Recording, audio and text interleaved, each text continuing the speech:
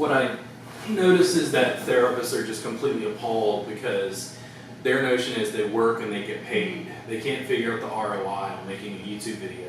They don't, even more so, they don't understand why would you spend $900 on a camera, shoot videos for free.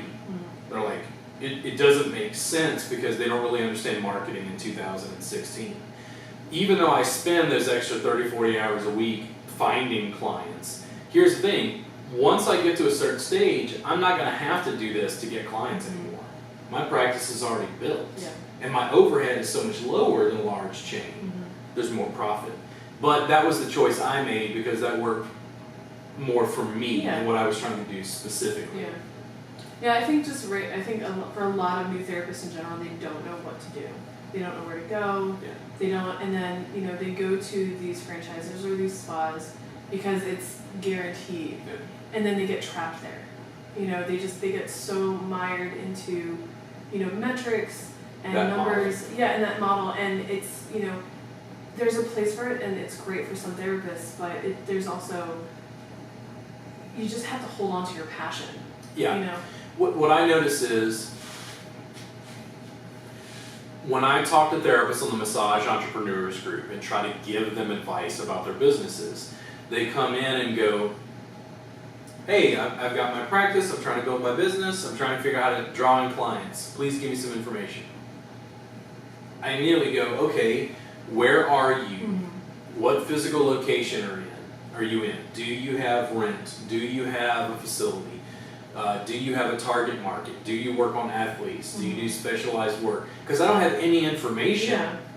And the thing is, the way that they phrase the question has let me know that I have to go through the struggle. Because here's the thing, even if you and I are in remarkably similar situations and you're running as a sole proprietor, your marketing and your situation may be totally different. And this is where, from a marketing stance, I rely on Gary Vee. Gary Vee will talk about reverse engineer. So what he wants you to do is you're going to sit down, and as a massage therapist, we're going to tweak what Gary is saying, because this makes a ton of sense. You figure out, okay, I need 40 regular clients who see me every 2 weeks. So now that we've determined that very specific end goal, that's where we need to be. Now you're going to reverse engineer from where you are. This is where we want to be, this is where we are. And now that you've got this goal, now that you know this is what you want, how do you get there? You can see it off in the distance. How do you get there? That's where you have to, what I call juggle, which is not doing one thing for marketing. It's doing 2 things, 3 things, 4 things, 5 things, 6 things, until you get up to 6 cylinders on the car and you realize you're getting... Yeah.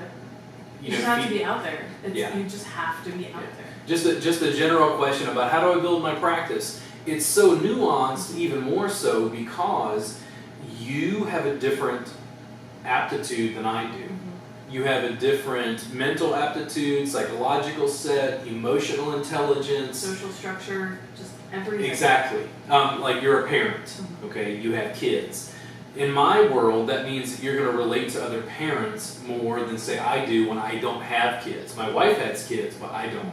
So the thing is, when people say, hey, how do I build my practice? There's so many parameters, and it's not a 1 + 1 = 2. It's like, yeah, I can say what you need to market. Well, it doesn't mean anything because is it social media marketing? Is it paid advertising? Is, you know, there's so much complexity. Who are you marketing to based off of your time constraints because you have children? That's why Gary talks about you simplify and you reverse engineer. You pick where you want to go. Once you determine that's what I want, then you have to reverse engineer. Like, how do I get there? That's exactly how it works. And even though you or I may be able to give people advice on that, they're going to have to tweak it in various ways once they realize, and again, back to Gary Vee, do they know themselves? Yeah. Because if you know yourself really well, you know what your strengths are. The reason I don't edit these videos is because the guy who's helping me with the videography can show me how to set up the lighting. It's simple. He can show me how to get the camera and press, oh, record, okay, good. But the thing is, I don't want to do the editing. That's not my strong suit. So that's where I know myself and I pass it on to someone else. That makes sense.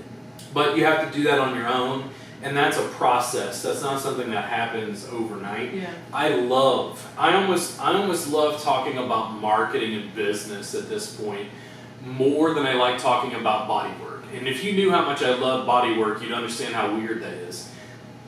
But the more I focus on the business and working on the business, it grew. And then people are like, why are you not afraid to make videos? And it's like, because every video I made, I got a new client, Yeah, it's a new not, follower, a new like. massage is not like the whole, if you build it, they will come thing. Because people don't know that it's there. You have to do marketing. You have to be out there. That's why those chains are doing so well. Because they're, part of the community, they're doing advertising, and you have to think of something different.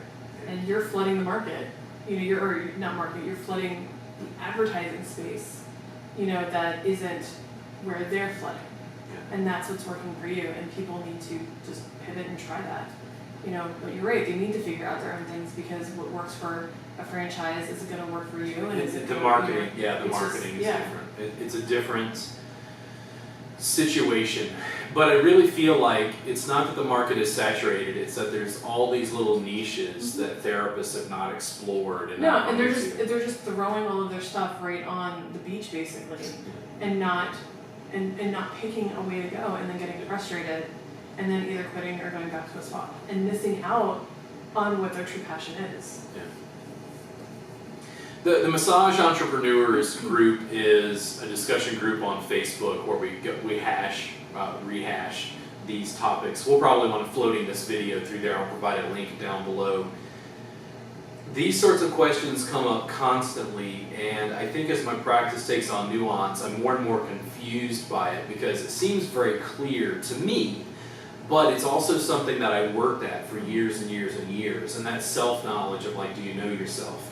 Well, the more I put out content and information, I started to realize from feedback, because I could look in a mirror, I could see myself more clearly, and I could see that one of my strong suits was that I could educate clients. And I'd have clients at a facility I worked at, a chiropractor's office, and I'd say, hey, here are your deltoids, here's what happened, this is why you're having this shoulder pain, it's right here. And I would say, hey, you get a tennis ball, and you can just, on a wall, you can lean into the tennis ball and do some self-massage. It can be intense, you don't want it to be painful. When I walked them through that process, 9 times out of 10, that client would say, and I quote, wow, I've never had a massage therapist educate me. Mm-hmm. And all I could think is, yay for me, and what a complete and utter failure massage therapists have done. I've taught, because I do a lot of that too with my clients, is that self-education to hold them over in between sessions, because our ultimate goal is for them to not hurt. But, I talked with another therapist, and she was like, I never do that. And I was like, why not? She's like, well, I want them to come back. And it's like, they'll come back. My clients come back to me because they trust me. Because they know that yes, I like money, who doesn't? But I'm not in it just for the money. I'm in it because I want their well-being to be better.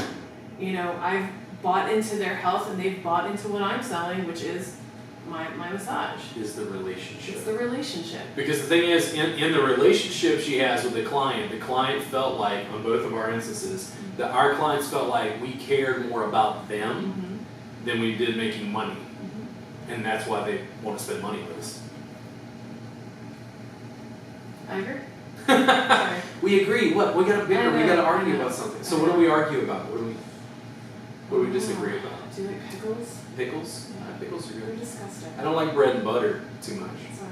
What's good? You don't like pickles at all? Pickles are gross. Seriously, I don't know why they exist. They're disgusting. Well, okay, have you had the, what do they call those? Like, they'll make small batch, like, natural lacto-fermented pickles and stuff? Yeah, I've never had them. They're gross. You know what else is gross? Cucumbers. You don't like cucumbers? No, because they're basically, they are like pre-pickles. It's a pre-pickle, yeah. Yeah, it's a pre-pickle. So like that whole lineage of pickles is gross.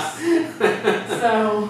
You just reject them. Yeah, I do. And, you can't be friends if you're all about the pickles. No, that's fine. So then this is okay.